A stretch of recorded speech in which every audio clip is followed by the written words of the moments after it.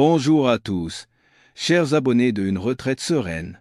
Pour la première fois en 3 ans de mariage, mon mari a posé la main sur moi.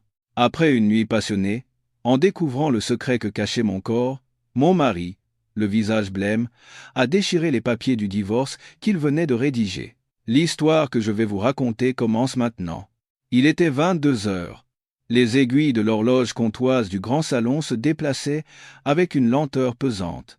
Dans l'immense hôtel particulier désert, seul le tic-tac régulier résonnait. C'était aujourd'hui le 3e anniversaire de mon mariage avec Alexandre Dubois et aussi le jour où notre mariage arrangé devait officiellement prendre fin. Il y a 3 ans, 1095 jours exactement, j'étais passé du statut de femme ordinaire à celui d'épouse d'Alexandre Dubois, le PDG du groupe Valois, l'un des plus grands conglomérats de luxe de France. Et maintenant, dans quelques heures, je retournerai à la case départ pour reprendre ma vie sous mon vrai nom, Élise.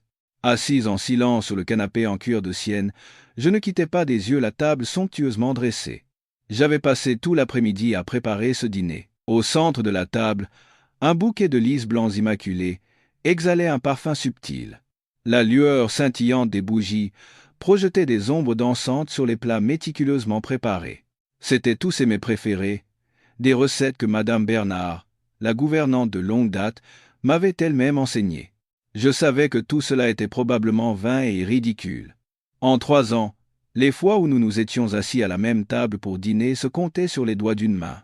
Il était toujours occupé, des voyages d'affaires incessants, des réunions qui se prolongeaient tard dans la nuit. Cet hôtel particulier n'était pour lui qu'un pied-à-terre où il venait se reposer brièvement, et moi, probablement, un simple accessoire décoratif.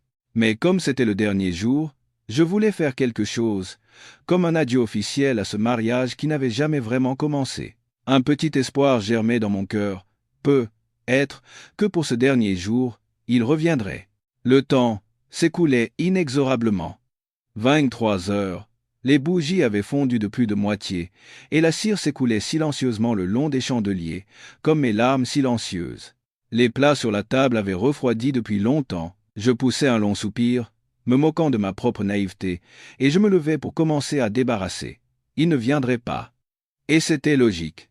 Comment un homme comme lui se souviendrait-il d'un anniversaire sans importance dans un mariage de convenance? Mes sentiments, mon attente, n'étaient pour lui qu'un détail agaçant, indigne de son attention. Au moment où je prenais la première assiette pour me diriger vers la cuisine, le bruit familier d'un moteur de voiture se fit entendre devant le portail. Mon cœur rata un battement. Il était de retour. Je reposai précipitamment l'assiette et essuyai machinalement mes mains sur mon tablier. Que devais-je faire? Courir l'accueillir comme une véritable épouse ou rester discrètement dans la cuisine comme une employée? Même après 3 ans, je n'avais toujours pas trouvé ma place dans cette maison. La porte d'entrée s'ouvrit et Alexandre entra. Comme toujours, il portait un costume noir sur mesure qui épousait parfaitement sa carrure imposante et athlétique. Son visage était beau mais froid, et ses sourcils acérés étaient légèrement froncés, sans doute à cause de la fatigue. Il balaya la table à moitié débarrassé d'un regard vide d'émotion, avant de fixer ses yeux sur moi. « Tu n'es pas encore couché ?» Sa voix était grave, dénuée de tout sentiment. « Je vous attendais », répondis-je d'une petite voix, n'osant pas croiser son regard. Sans un mot de plus, il retira sa veste, la posa sur une chaise, desserra sa cravate et s'assit sur le canapé. Il me fit alors un signe de la main, m'invitant à m'approcher. J'hésitai un instant, puis je m'avançai et m'assis sur le fauteuil en face de lui, en gardant une distance de sécurité.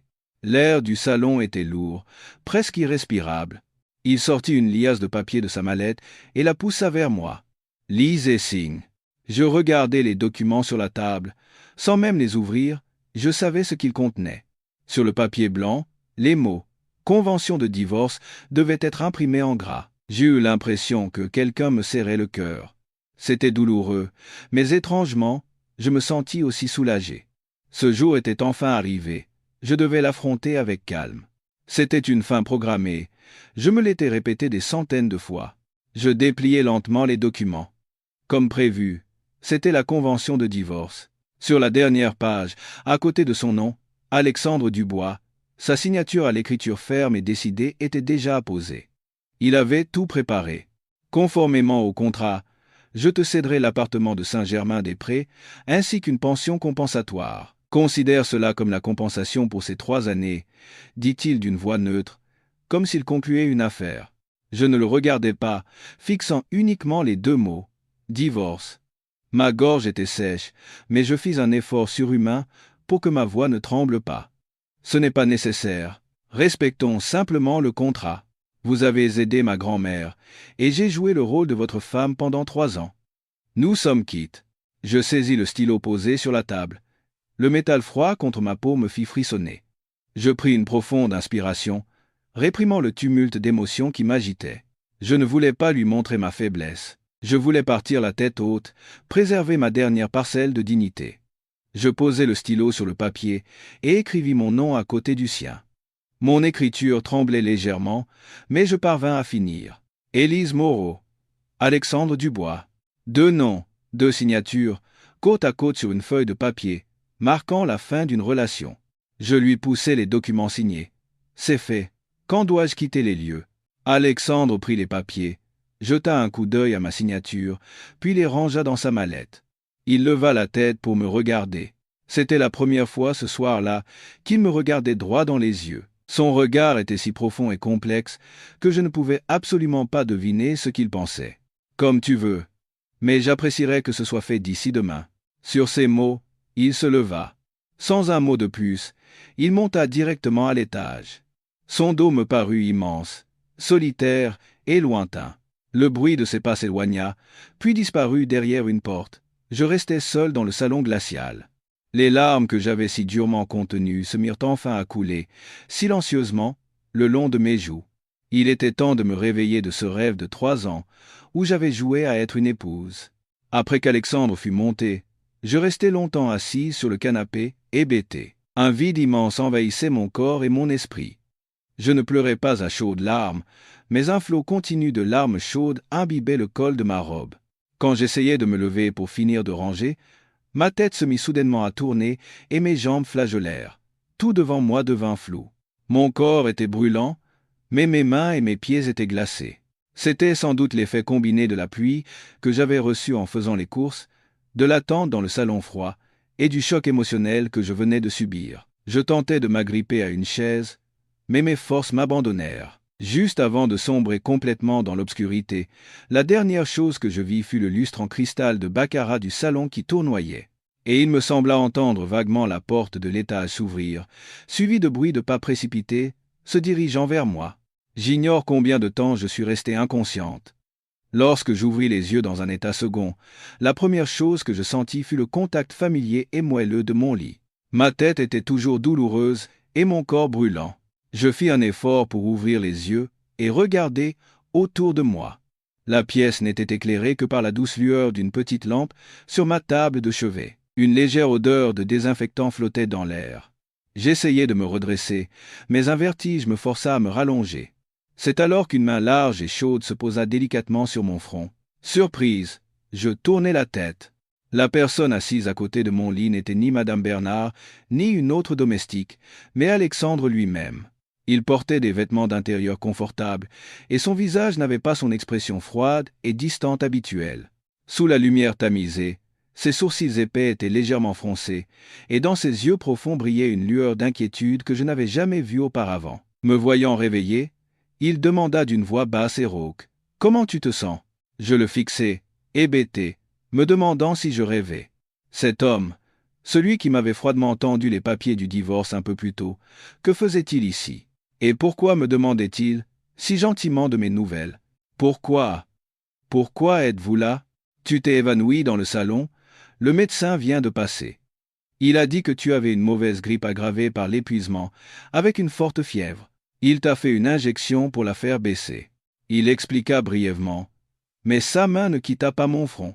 Je n'arrivais toujours pas à y croire. Les pas précipités que j'avais entendus, c'étaient les siens. C'était lui qui m'avait porté jusqu'à ma chambre et appelé un médecin. Des milliers de questions tourbillonnaient dans ma tête, me plongeant dans une confusion encore plus grande. « Merci », dis-je d'une petite voix, mal à l'aise face à cette attention soudaine. Il se leva sans un mot, sortit, puis revint avec une bassine d'eau tiède et une serviette propre. Il s'assit au bord du lit, essora la serviette, et commença à m'essuyer doucement le visage. Chacun de ses gestes était prévenant et délicat, si différent de l'image du redoutable homme d'affaires qu'il projetait. Je me laissais faire, le cœur battant à tout rompre. Son parfum masculin familier flottait autour de moi. Lui, qui m'avait toujours semblé si distant, était maintenant si proche. Était-ce une hallucination due à la fièvre? Après m'avoir rafraîchi le visage, il m'aida à me redresser et à m'adosser contre les oreillers.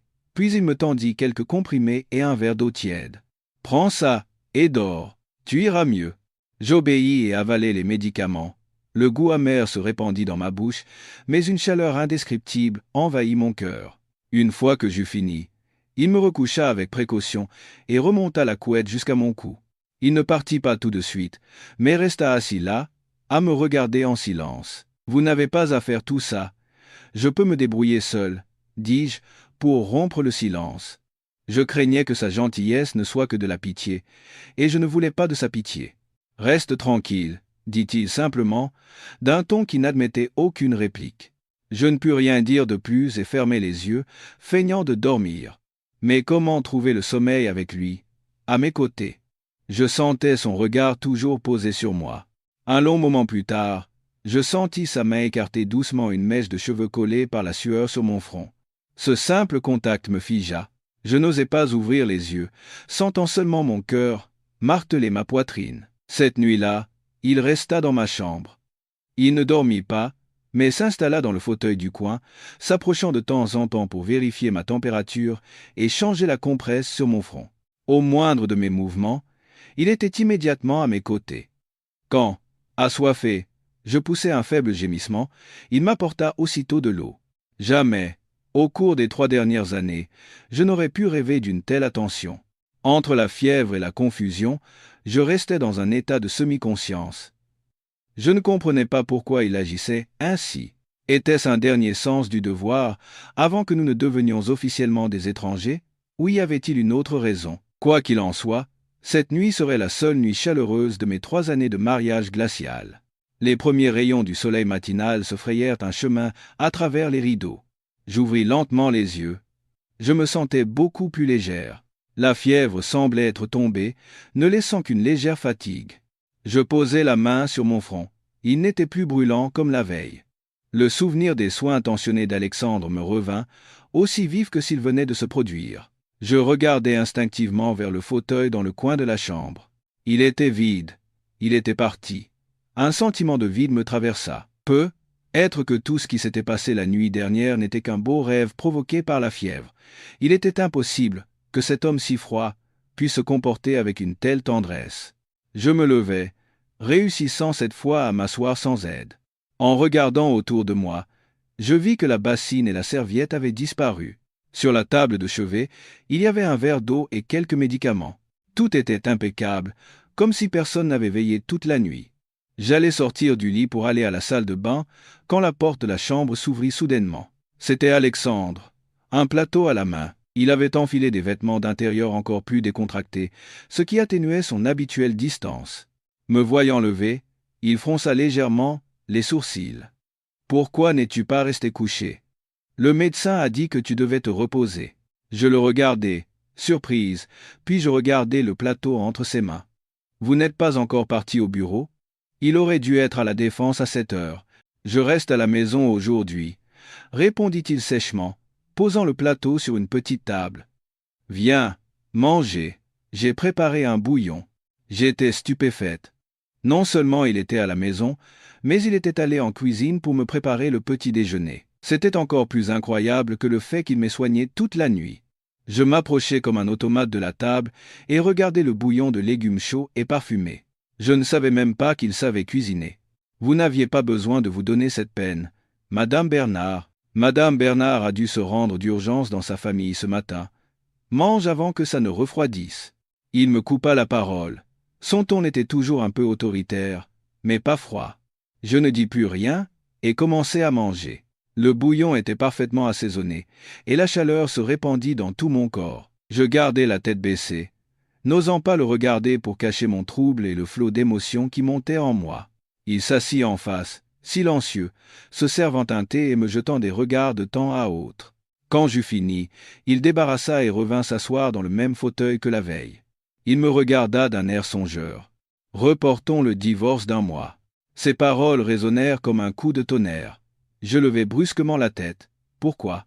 Nous avons signé la convention hier. Le projet de fusion avec notre partenaire américain entre dans une phase cruciale. À ce stade, l'annonce du divorce du président du groupe aurait un impact négatif sur l'image de l'entreprise et le cours de l'action. Je ne veux prendre aucun risque. La raison qu'il avançait était parfaitement logique et professionnelle. Encore le travail. Toujours le travail. Mon cœur, qui s'était un peu réchauffé, se glaça instantanément. C'était donc pour ça?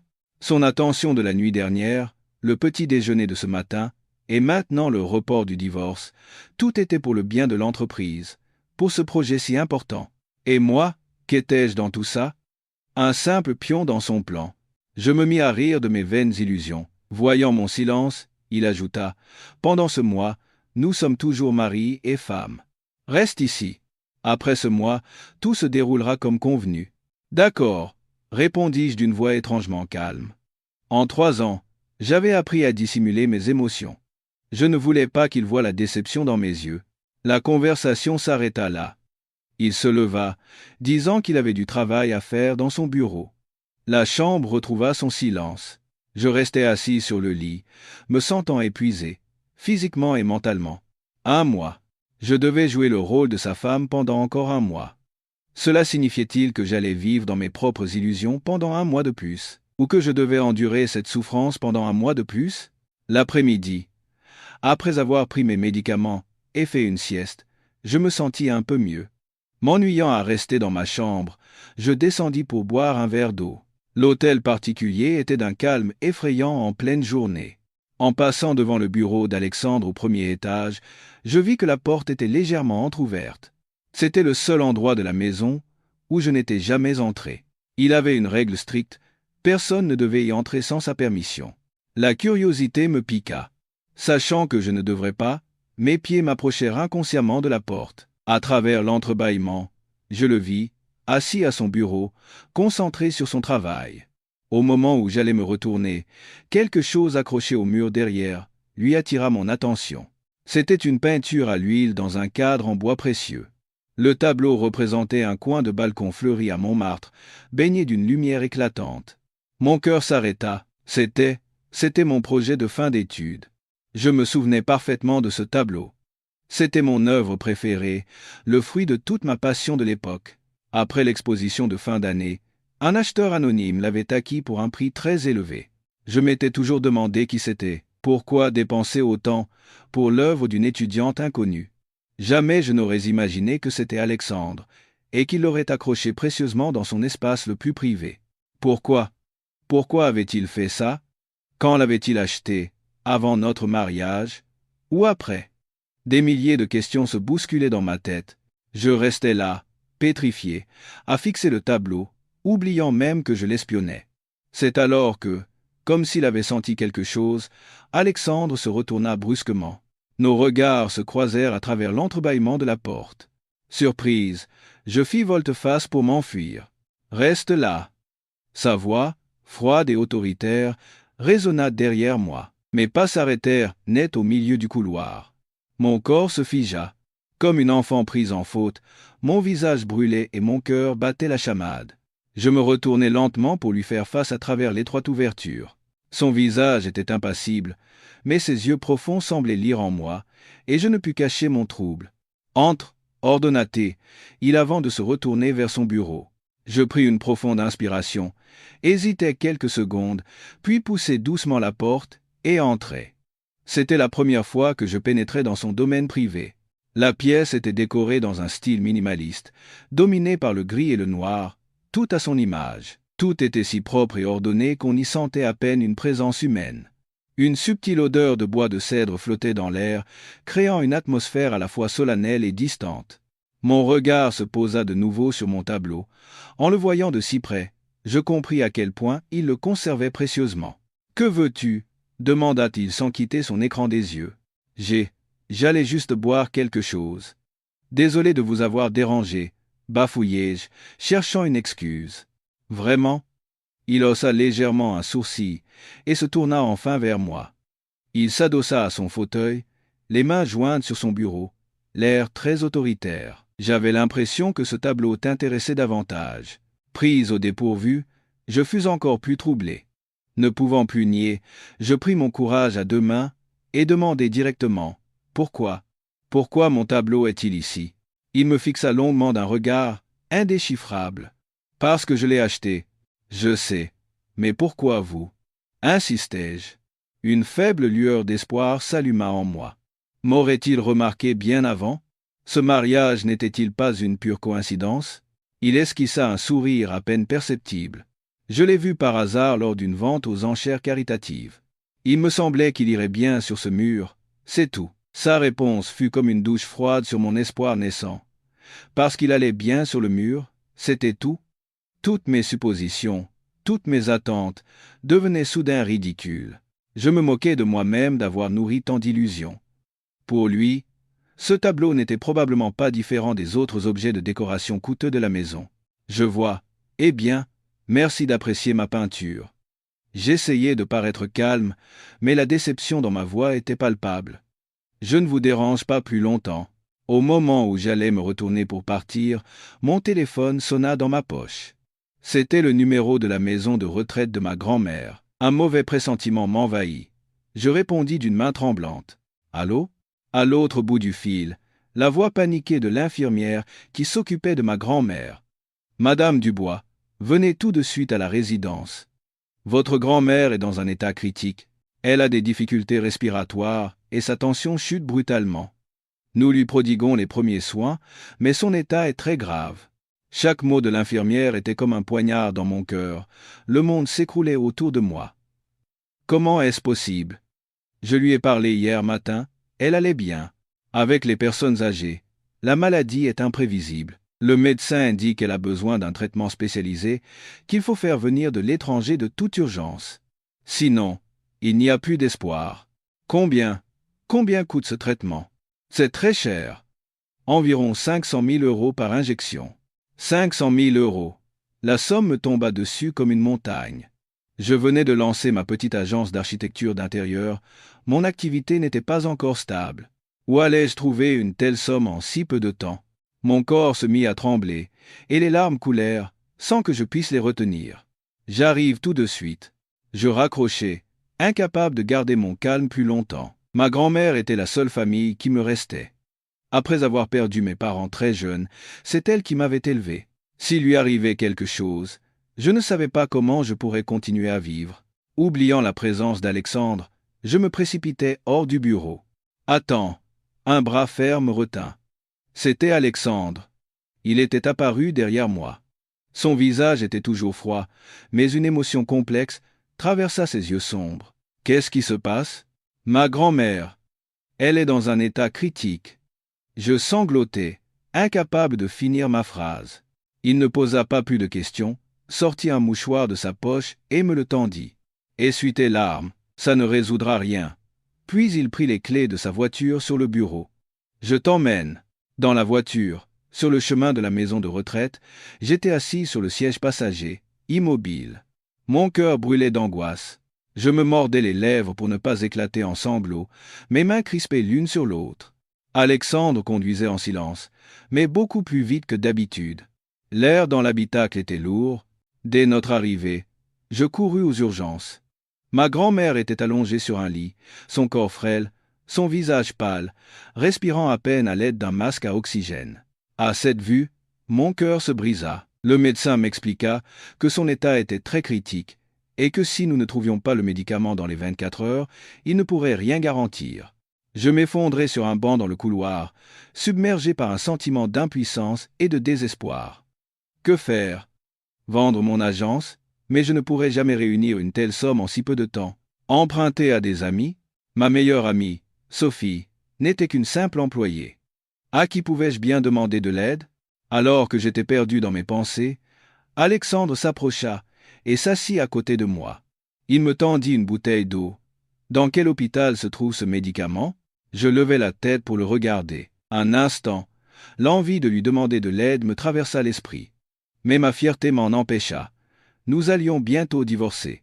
Il n'avait aucune obligation de m'aider, et surtout, je ne voulais plus avoir de dettes envers lui. Je peux m'en occuper. Il me regarda avec des yeux qui semblaient lire en moi.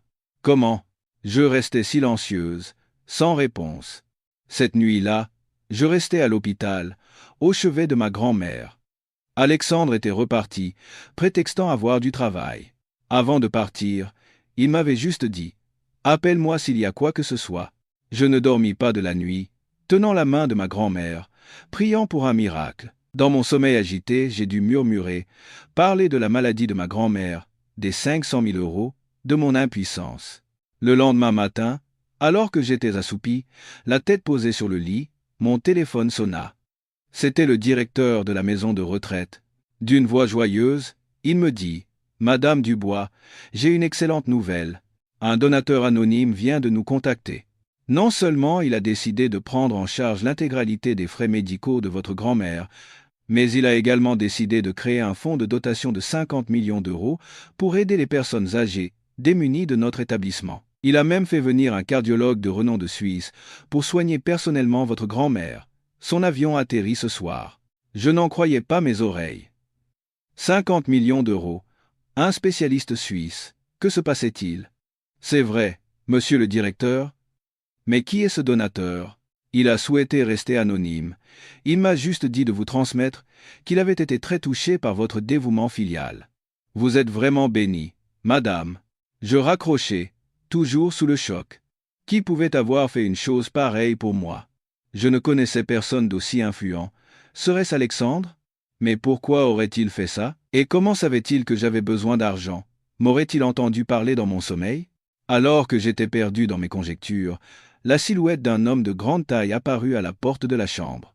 Ce n'était pas Alexandre, mais Vincent Lefebvre, son plus grand rival en affaires, et un homme qui m'avait courtisé avec insistance à l'université. « Élise, j'ai appris que ta grand-mère était souffrante. Ça va aller. » Vincent entra avec une grande corbeille de fruits, le visage empreint d'inquiétude. « Vincent, comment es-tu au courant ?» demandai-je, surprise. « J'ai quelques connaissances dans cet hôpital. J'ai accouru dès que j'ai appris la nouvelle. » Il posa la corbeille et me regarda d'un air entendu. « 500 000 euros, ce n'est pas rien. Pourquoi ne m'as-tu rien dit ?» Ces mots me stupéfièrent. « Qu'est-ce que tu veux dire ?» Vincennes ricana. Alexandre Dubois, quel homme sans cœur. Après 3 ans de mariage, il n'est même pas là quand tu as le plus besoin d'aide. Je suis au courant de votre mariage arrangé. Tu sais. J'étais choqué qu'il sache cela. Vincent s'approcha et baissa la voix. Si tu le souhaites, je peux t'aider. Promets-moi juste de faire équipe avec moi. Ensemble, nous ferons payer à Alexandre Dubois ce qu'il mérite. Ces paroles, comme un poison, semèrent encore plus de confusion dans mon esprit. Il était au courant non seulement pour ma grand-mère, mais aussi pour le plus grand secret entre Alexandre et moi. Son air inquiet me parut soudain terriblement faux. Je reculai d'un pas. « Merci pour ton attention, mais je peux gérer mes affaires de famille seul. Et la relation entre M. Dubois et moi est une affaire privée. Personne d'autre n'a à s'en mêler. » Ma voix était froide et ferme. Quoi qu'il advienne entre Alexandre et moi, je ne voulais pas être un pion utilisé pour l'attaquer. Une lueur de déception et de colère passa dans les yeux de Vincent, mais il la masqua rapidement par un sourire. « Très bien, si c'est ce que tu veux. Mais souviens-toi, je serai toujours là si tu as besoin de moi. » Sur ces mots, il partit. Alors que je le regardais s'éloigner, un mauvais pressentiment m'envahit. Vincent Lefebvre n'était pas un homme simple. Son apparition soudaine et ses connaissances n'étaient sûrement pas une coïncidence. C'est alors que mon téléphone sonna. C'était Alexandre. Je pris une profonde inspiration pour me calmer avant de répondre. « Es-tu libre ce soir ?» Sa voix était neutre, comme d'habitude. « Pourquoi ? Sois prête à 10 à 9 heures. Je passe te prendre pour une soirée. » Il parla d'un ton autoritaire, ne me laissant aucune chance de refuser. « Quelle soirée ? Je ne veux pas y aller. Je dois rester avec ma grand-mère. Les meilleurs spécialistes et infirmières sont à ses côtés. Ta présence ne changera rien. C'est une soirée d'affaires à l'hôtel Ritz, très importante. Tous les partenaires du projet y seront. Nous devons apparaître ensemble pour montrer l'image d'un couple stable. C'est pour ça que nous avons accepté de reporter le divorce. Tu as oublié. Encore le travail. Encore l'image de l'entreprise. Chacun de ces actes avait un but précis. À contre-cœur, je reconnus qu'il avait raison. J'avais accepté l'accord et je devais jouer mon rôle. D'accord. À 10 à 9 heures précises, une berline de luxe s'arrêta devant l'hôpital. J'avais confié ma grand-mère aux soins des infirmières et enfilé une simple robe bleu ciel qu'Alexandre m'avait fait livrer. En montant dans la voiture, je le trouvais déjà assis à l'arrière. Il portait un smoking parfaitement coupé, qui mettait en valeur sa grande taille et son aura exceptionnelle. Il me jeta un regard rapide avant de faire signe au chauffeur de démarrer. L'hôtel Ritz scintillait de mille feux. Dès notre entrée dans la salle de bal, nous fûmes le centre de l'attention. Alexandre Dubois, le jeune et mystérieux président du groupe Valois, apparaissait rarement en public avec son épouse. Il passa naturellement son bras autour de ma taille pour me rapprocher de lui. La chaleur de sa paume à travers le tissu fin de ma robe me fit légèrement frissonner. Il se pencha et me murmura à l'oreille, d'une voix si basse que seuls nous deux pouvions l'entendre. « Joue bien ton rôle. » Je pris une profonde inspiration, levai la tête, arborai un sourire et lui pris le bras pour entrer. Nous saluâmes ses partenaires commerciaux. Alexandre me présentait poliment mon épouse, Élise. Pendant qu'il parlait affaires, je discutais habilement avec les épouses des autres dirigeants de mode ou d'art. Notre duo fonctionnait à la perfection, comme un couple marié depuis des années. Je vis une lueur de satisfaction dans les yeux d'Alexandre. Alors que nous conversions joyeusement, une voix familière se fit entendre derrière nous. « Tiens, monsieur et madame Dubois, quel couple parfait !» C'était Vincent Lefebvre, une coupe de champagne à la main, il nous regardait avec un sourire narquois. Tous les regards se tournèrent vers nous. Alexandre ne laissa rien paraître et hocha légèrement la tête en guise de salut. Mais je savais qu'une confrontation silencieuse se jouait sous cette façade calme. Je souris doucement et me blottis un peu plus contre Alexandre. D'une voix claire, je dis « Merci pour le compliment, monsieur Lefebvre. Mon mari et moi sommes très complices. J'ai entendu dire que votre entreprise traversait quelques difficultés financières. J'espère que tout est rentré dans l'ordre. Mon mari est un homme si loyal. Je suis sûr qu'il ne refuserait pas de vous aider si vous en aviez besoin. » Mes paroles étaient une réponse pleine d'esprit à sa provocation, mettant subtilement Alexandre en valeur tout en sapant le statut de son rival. L'atmosphère changea. Les gens regardèrent Vincent avec suspicion. Son visage se crispa, mais il s'efforça de garder un sourire forcé. « Merci de votre sollicitude, madame, mais je peux gérer mes propres affaires. » Alexandre resserra légèrement son bras autour de ma taille. Un petit geste, mais suffisant pour que je sente sa satisfaction. Il lança un regard acéré à Vincent. « Mon épouse s'inquiète pour rien. J'espère que vous l'excuserez. » La brève joute verbale prit fin, et Vincent s'éclipsa sous un prétexte. Après son départ, Alexandre se pencha de nouveau vers mon oreille. Sa voix contenait une pointe d'amusement. « Je ne te savais pas si redoutable. » Ce compliment inattendu me fit rougir légèrement. C'était probablement la première fois qu'il me reconnaissait aussi directement. Le reste de la soirée, il ne me quitta pas, me présentant de temps en temps à des personnalités importantes, avec des gestes de proximité mesurés. Notre performance était si parfaite que personne ne se douta de rien. La soirée se termina assez tard. En sortant de l'hôtel, une averse soudaine se mit à tomber. Le chauffeur amenait la voiture, mais il fallait traverser un large espace à découvert. Voyant que je frissonnais de froid, Alexandre retira silencieusement sa veste, la posa sur mes épaules et me serra contre lui. « Cours !» Il me tenait fermement, me protégeant presque entièrement de la pluie avec son corps, alors que nous nous dirigions rapidement vers la voiture. Son parfum familier et la chaleur de son corps m'enveloppèrent. Un instant, j'oubliais la pluie, j'oubliais que nous jouions un rôle. Mon cœur battait la chamade. La distance entre le hall de l'hôtel et la voiture ne m'avait jamais paru aussi longue et aussi courte à la fois.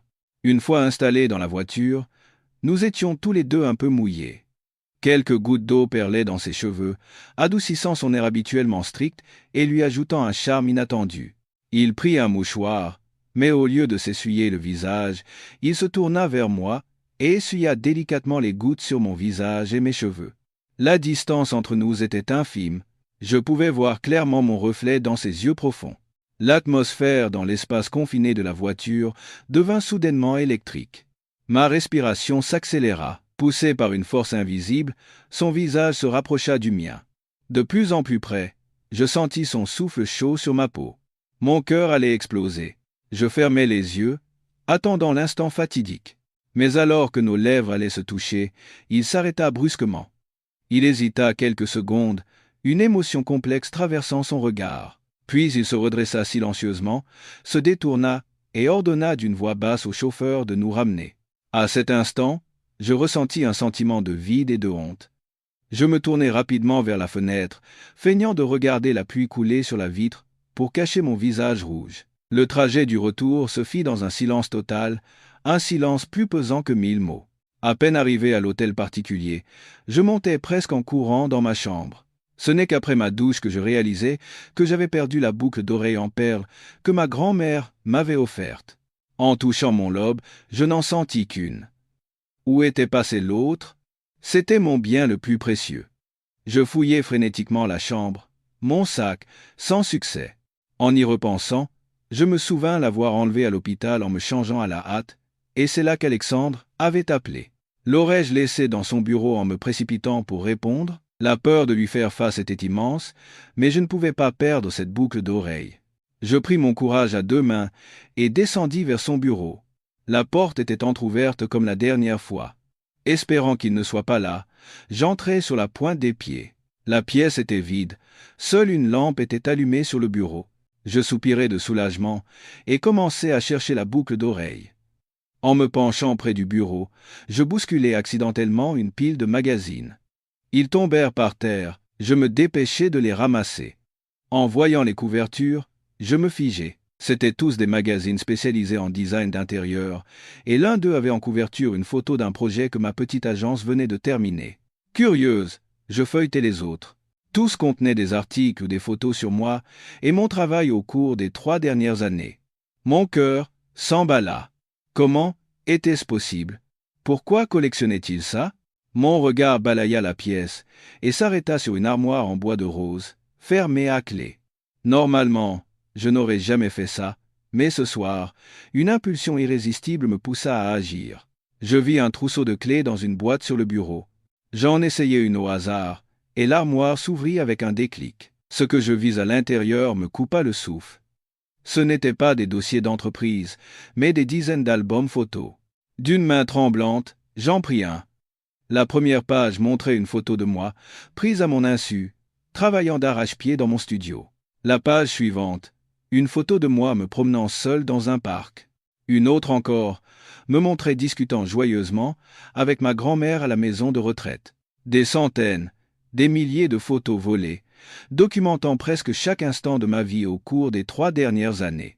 Il m'avait toujours observé, en silence. « Monsieur Dubois tient énormément à vous, madame. » Une voix douce derrière moi me fit sursauter. Je refermai précipitamment l'album. C'était madame Bernard.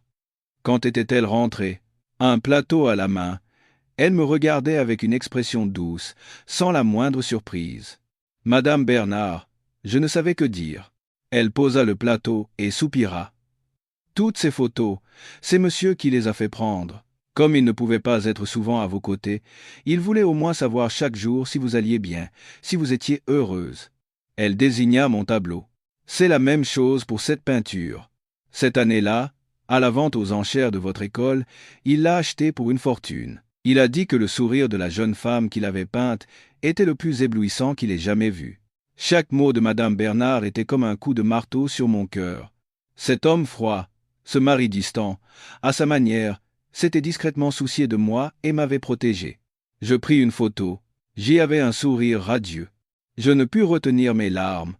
Elles tombèrent, brouillant l'image. En fin de compte, je n'avais jamais été seul dans ce mariage. Le lendemain, les révélations de la veille tourbillonnaient encore dans ma tête. J'avais à peine dormi. Au petit déjeuner, je fis face à Alexandre avec un cœur lourd et confus. Je voulais lui poser des questions, tout clarifier, mais je ne savais pas par où commencer. Il était aussi froid que d'habitude et ne mentionna rien de ce qui s'était passé la nuit précédente, me laissant encore plus perplexe. Quelques jours plus tard, alors que l'état de ma grand-mère s'était stabilisé grâce aux soins du spécialiste, je reçus une notification officielle du groupe Valois. Ma petite agence de design avait été choisie comme partenaire pour un nouveau projet de complexe hôtelier de luxe, un projet de plusieurs centaines de millions d'euros. Et le responsable de ce projet pour le groupe Valois n'était autre qu'Alexandre. J'étais à la fois ravi et inquiète. C'était une opportunité immense pour ma carrière, mais travailler sous ses ordres directs serait une pression considérable. La première réunion eut lieu dans la grande salle de conférence du groupe Valois. Mon équipe et moi étions parfaitement préparés, avec 3 propositions de design différentes. En entrant dans la salle, une atmosphère solennelle régnait. Alexandre était assis en bout de table, le visage glacial, son regard acéré balayant chaque personne. Il n'y avait plus aucune trace de l'homme qui m'avait soigné avec tendresse ou qui avait failli m'embrasser. Il était redevenu le PDG intransigeant. À peine avais-je fini de présenter la première proposition qu'il déclara d'une voix sans émotion, trop conventionnelle, aucune audace. On pourrait voir ce design dans n'importe quel hôtel. Rejeté, légèrement secoué, je repris contenance et présentai la deuxième proposition, plus moderne et audacieuse. Il y jeta un coup d'œil de quelques secondes avant de secouer la tête. Trop irréaliste. Ne tient aucun compte de la culture locale et les coûts de construction dépasseront le budget. Rejeté. Lorsque je présentai la troisième proposition, celle en laquelle j'avais le plus confiance, qui alliait tradition et modernité, il fronça les sourcils et tapota la table avec ses doigts. L'idée est bonne, mais l'exécution est immature.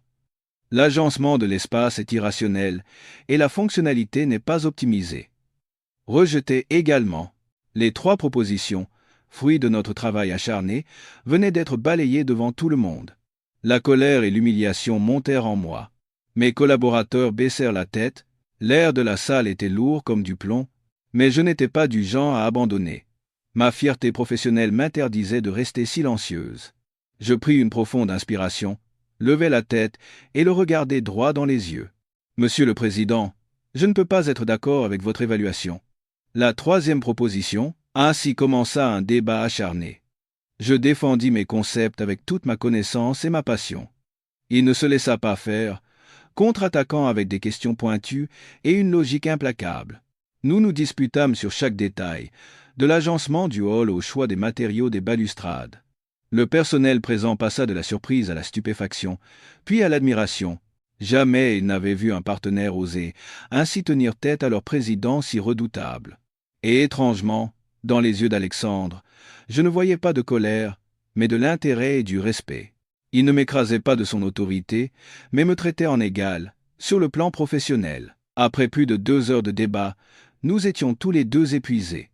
Finalement, il me regarda et hocha légèrement la tête. « Très bien. Je vous donne 3 jours. Sur la base de notre discussion, améliorez la troisième proposition. Je veux voir un design parfait. » Même si j'étais encore contrarié, je savais qu'il avait reconnu mes compétences. Cette confrontation, loin de nous éloigner, nous avait rapprochés sur un autre plan, celui de l'admiration et du respect mutuel pour le talent de l'autre. Les 3 jours suivants, mon équipe et moi avons pratiquement vécu à l'agence. Le jour J, j'apportai les plans finaux à Alexandre. Cette fois, il les examina en silence, méticuleusement. Après un long moment, il leva la tête et dit un seul mot. « Parfait. On continue avec ça. » Sa validation effaça toute ma fatigue. Notre relation semblait entrer dans une nouvelle phase. Il était toujours froid, mais je sentais que son regard sur moi avait changé. Quelques jours plus tard, Alexandre m'annonça qu'il partait pour une semaine en voyage d'affaires à Genève. L'hôtel particulier redevint vide. C'était justement l'anniversaire de ma meilleure amie, Sophie. Elle insista pour que je vienne à sa fête. La soirée se déroulait dans un bar animé. Retrouver mes amis me fit oublier un instant mes soucis. Alors que l'ambiance battait son plein, une amie s'exclama « Hé, vous avez entendu la nouvelle ? La fameuse Claire Lefebvre, le premier amour d'Alexandre Dubois, va bientôt rentrer en France. » Mon sang se glaça. Un premier amour ? En 3 ans, je n'avais jamais entendu parler de ça.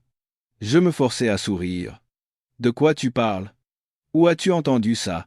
C'est vrai. Une de mes amies a fait ses études avec lui. Ils étaient amis d'enfance, très proches. Si sa famille n'avait pas dû déménager subitement à l'étranger, c'est elle qui serait aujourd'hui Madame Dubois. » Les chuchotements de mes amis étaient comme des aiguilles qui me transperçaient le cœur. Claire, c'était donc son nom. « Arrêtez, les filles, » intervint Sophie, voyant que je pâlissais. « Ils sont heureux maintenant, ne dites pas de bêtises. » Mais à ce moment précis, une voix familière et désagréable se fit entendre. « Tes amis ont raison. Élise, tu n'es qu'une remplaçante. » C'était Vincent Lefebvre. Il se tenait derrière moi, un sourire moqueur aux lèvres. Tout le monde se tut. Je me retournai et le fusillai du regard. « Qu'est-ce que vous voulez dire ?» Il s'approcha, son regard s'arrêtant sur mon dos. « Alexandre t'a cherché pendant des années. Tu ne sais pas pourquoi? Pas par amour, mais parce que la cicatrice que tu as dans le dos est très similaire à celle de Claire Lefebvre. » Je me sentis glacé jusqu'aux os. La cicatrice dans mon dos. Une trace d'une chute de vélo quand j'étais enfant. Était-ce possible? Ses photos, son attention silencieuse. Tout cela n'était pas pour moi, mais parce qu'il voyait en moi l'ombre d'une autre. Claire a exactement la même cicatrice, poursuivit Vincent, sa voix tranchante. S'il t'a choisi, c'est parce que tu étais la remplaçante parfaite pendant qu'elle était loin. Maintenant qu'elle revient, combien de temps penses-tu qu'il te reste? Cette vérité cruelle me frappa comme la foudre. Tout s'effondra. L'espoir et la joie, qui avaient germé en moi ces derniers jours, furent anéantis. Je n'étais qu'une ombre, une doublure. Je ne me souviens pas comment j'ai quitté la fête. Dans mes oreilles résonnait le ricanement de Vincent et les murmures apitoyés des autres. Je déambulais dans les rues comme une âme en peine. Remplaçante. Ces deux mots me déchiraient le cœur.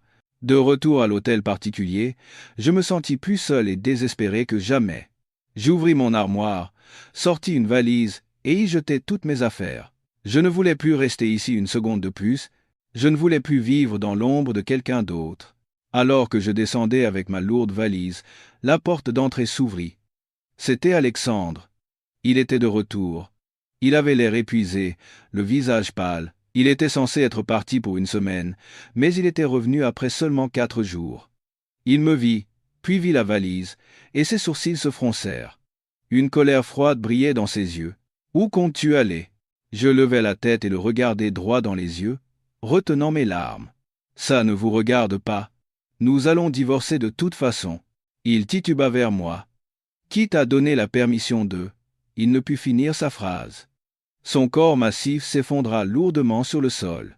Choqué, je lâchai ma valise et me précipitai vers lui. Son corps était brûlant, il avait une fièvre terrible. Malgré le ressentiment et la douleur, je ne pouvais pas l'abandonner. Je le traînai avec peine jusqu'à sa chambre et le couchai. Les rôles étaient inversés. Cette nuit-là, je veillais sur lui. Dans son délire, il se mit à parler.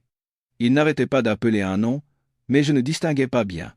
Soudain, il me saisit la main. Ses yeux étaient fermés, mais ses cils tremblaient. « Ne pars pas. Je t'en prie, ne me laisse pas seul, » murmura-t-il d'une voix suppliante. Puis il commença à parler d'il y a 15 ans, d'un accident de voiture, de lui, piégé, et d'une jeune fille. C'est elle qui m'a sauvé. Mon cœur s'arrêta. Il y a 15 ans, un accident de voiture, elle avait une cicatrice dans le dos. Comme toi, poursuivit-il, son souffle chaud sur ma main. Et une barrette en forme de papillon bleu. Je l'ai cherchée pendant 15 ans, je restais figé. Des souvenirs d'enfance refirent surface. Il y a 15 ans, en rentrant de l'école, j'avais vu un accident.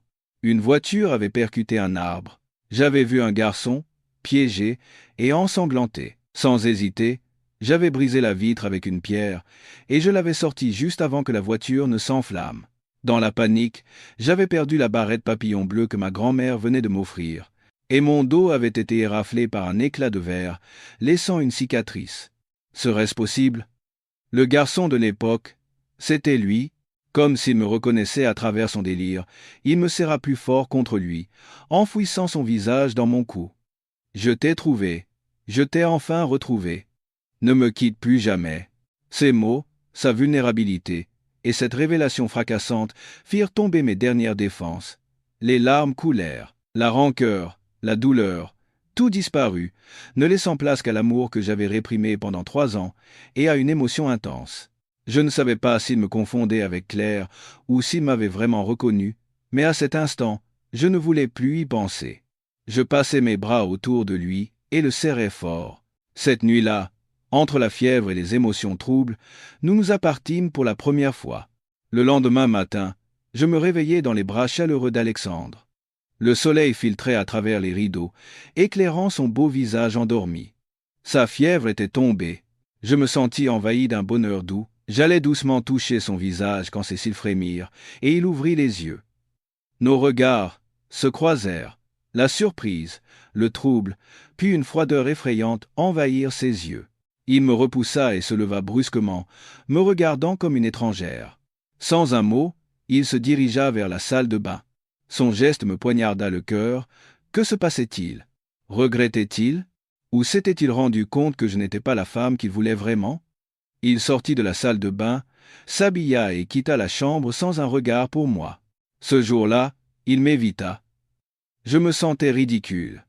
L'après-midi, une domestique m'apporta une petite boîte joliment emballée. C'est de la part de monsieur. Je l'ouvris. Sur un coussin de velours reposait une barrette en forme de papillon bleu, identique à celle que j'avais perdue. Mon cœur s'emballa. À l'intérieur, une petite carte avec son écriture puissante. À sa juste place. J'étais complètement perdu. Pourquoi faisait-il cela? Se souvenait-il que j'étais la jeune fille? Mais alors pourquoi cette froideur? Ou pensait-il toujours que j'étais une remplaçante pour Claire? Son comportement me torturait. Les jours suivants s'écoulèrent dans un silence de mort. Un matin, alors que je me préparais à partir pour le bureau, il appela. « Viens à mon bureau au siège à 10 heures. J'ai à te parler. » Sa voix était froide et autoritaire. Une lueur d'espoir renaquit. J'arrivais avec 10 minutes d'avance. Devant la porte de son bureau, j'hésitais. C'est alors que j'entendis des voix à l'intérieur. Lui et son chef de cabinet. Toutes les informations ont été vérifiées, dit l'assistant. Parle, dit Alexandre. Il est vrai que Madame Moreau a une cicatrice dans le dos, et son emplacement correspond. Elle a été causée par un accident de voiture il y a 15 ans, ce qui coïncide avec l'accident de Monsieur le Président. Douce viciosiek, elle a masé, douce vipoviese, elle a masé. Mon cœur se serra, il avait fait des recherches sur moi.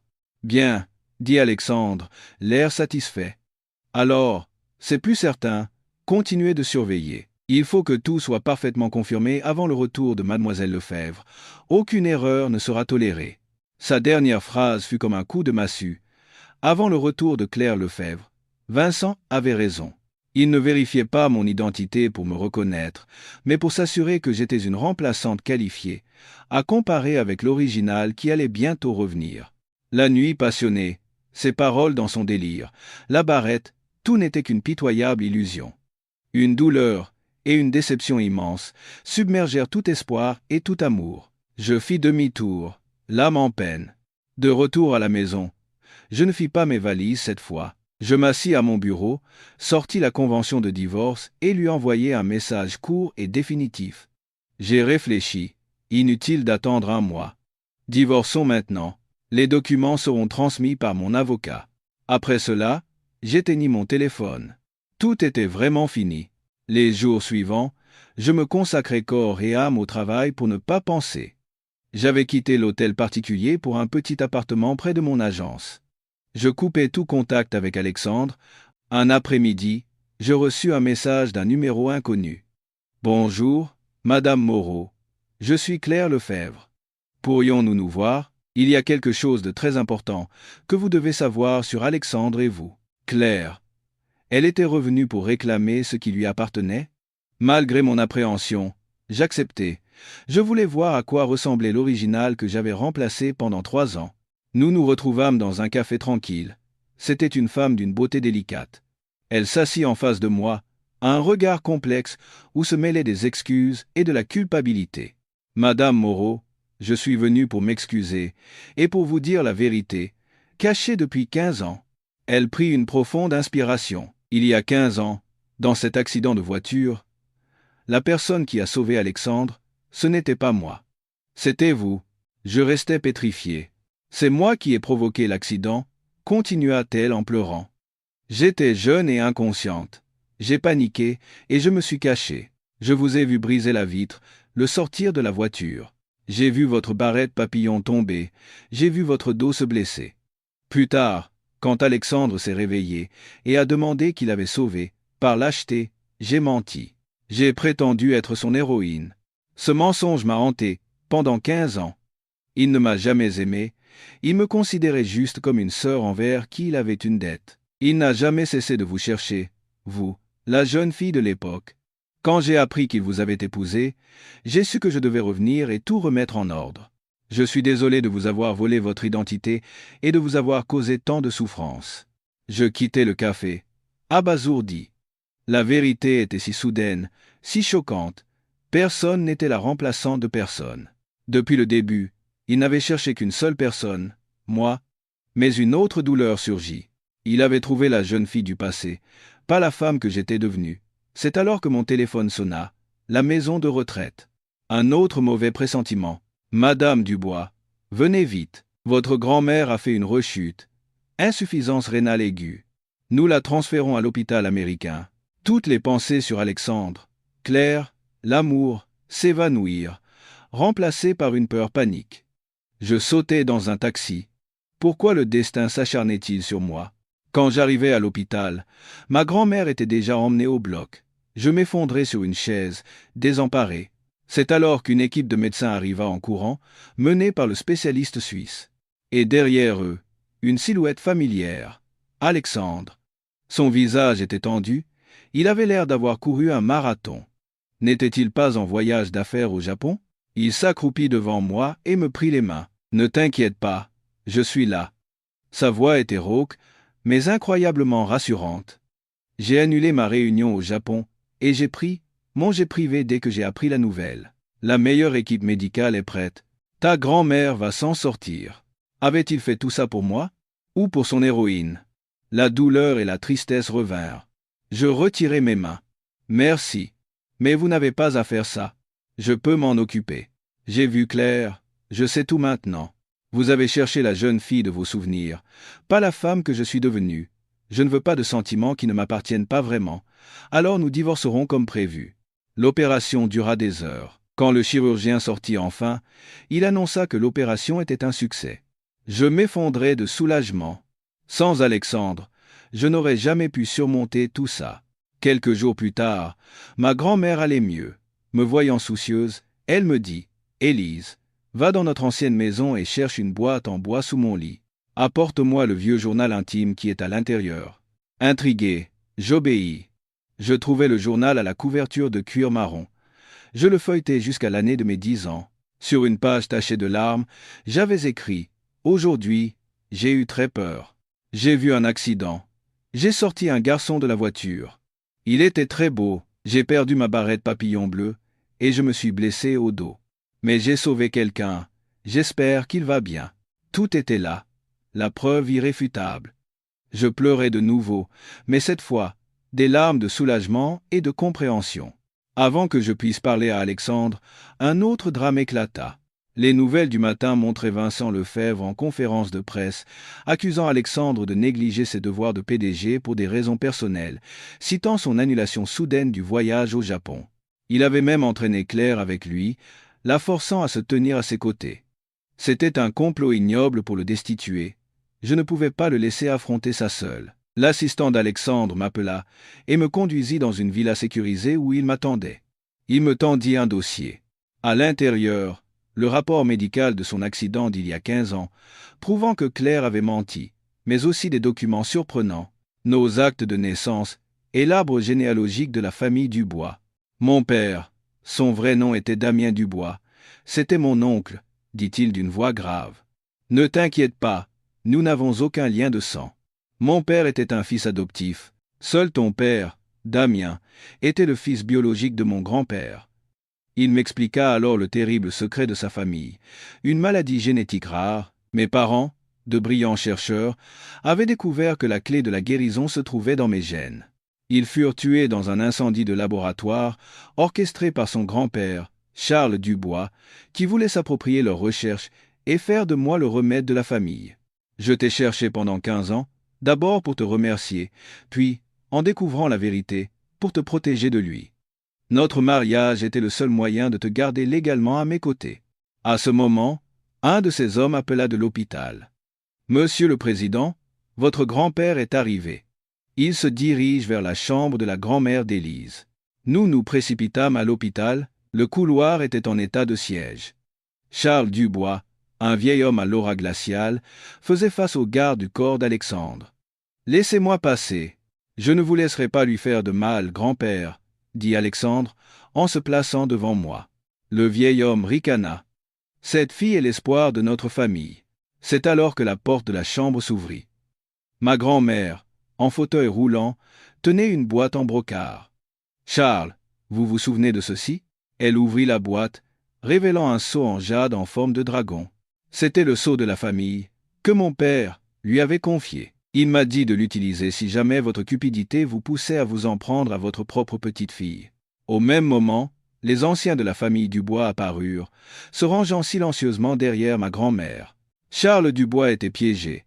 Il partit en lançant « Ce n'est pas fini ». Quelques jours plus tard, Vincent Lefebvre contacta Alexandre, prétendant avoir des informations cruciales sur son grand-père et demandant une rencontre. C'était un piège. Pendant qu'Alexandre était parti, des hommes en noir envahirent la villa. Je me cachai dans une pièce secrète et appelai Alexandre. Au téléphone, j'entendis un crissement de pneus et un choc terrible. « Élise, reste cachée, j'arrive. » Puis la ligne se coupa. Alors que les intrus allaient me trouver, des coups de feu éclatèrent. Les renforts d'Alexandre étaient arrivés. J'étais sauvé, mais lui avait été victime d'une embuscade sur le chemin du retour. Le lendemain, le conseil d'administration d'urgence fut convoqué. C'était la confrontation finale. Je l'accompagnai. Dans la salle de réunion, Alexandre, le bras en écharpe, projeta sur grand écran toutes les preuves contre son grand-père, et Vincent Lefebvre, y compris l'enregistrement de la confession de Claire. Alors que le chaos éclatait, un homme de main de son grand-père sortit une arme et me visa. « Personne ne bouge », hurla-t-il. Alexandre se jeta devant moi pour me protéger. Un coup de feu retentit, mais la balle n'était pas pour moi. Alors que l'homme tentait de fuir, il tira sur un vieux membre du conseil. Alexandre, par réflexe, le poussa et prit la balle dans l'épaule. Il s'effondra, son sang tachant sa chemise blanche. « Alexandre !» criai-je en me précipitant vers lui. Heureusement, la blessure n'était pas mortelle. Après une semaine de soins, Alexandre sortit de la crise. Tout rentra dans l'ordre. Charles Dubois fut interné. Vincent et ses complices furent jugés. Un mois plus tard, Alexandre était rétabli. Il ne me ramena pas à l'hôtel particulier, mais dans une charmante petite maison au bord de la mer, sur la côte d'Azur. Un endroit qu'il avait acheté pour nous il y a longtemps. Cet après-midi-là, sous un magnifique coucher de soleil, il s'agenouilla devant moi. Il sortit un écrin de velours rouge contenant une bague délicate, ornée d'un diamant scintillant en forme de papillon bleu. « Élise, je sais que tu as beaucoup souffert ces 3 dernières années. Je n'ai pas été un bon mari, mais à partir de maintenant, me donneras-tu la chance de t'aimer, de prendre soin de toi et de me racheter pour le reste de ma vie? Épouse-moi. » Des larmes de bonheur coulèrent sur mes joues. Je hochai la tête. Il me passa la bague au doigt et nous nous étreignîmes. C'est alors qu'une nausée soudaine me prit. Je courus aux toilettes, suivi par un Alexandre inquiet. En voyant mon visage pâle, il s'arrêta net, une joie immense illuminant ses yeux. Le lendemain, à l'hôpital, le médecin nous annonça avec un sourire. « Félicitations, madame est enceinte. 2 jumeaux. 1 an plus tard. Théo, sois doux avec ta sœur. Luna, ne prends pas le jouet de ton frère. » Des rires emplissaient notre petit jardin ensoleillé. Le redoutable PDG, Alexandre Dubois, était maintenant un père aux cheveux en bataille, essayant de consoler sa petite-fille, tandis que je tenais notre fils turbulent dans mes bras. Nous nous regardâmes et nous sourîmes, heureux. Après toutes les tempêtes, l'aube était enfin arrivée. Notre amour, comme une jeune pousse tenace, avait survécu à toutes les épreuves, les malentendus et les complots, pour enfin porter ses fruits.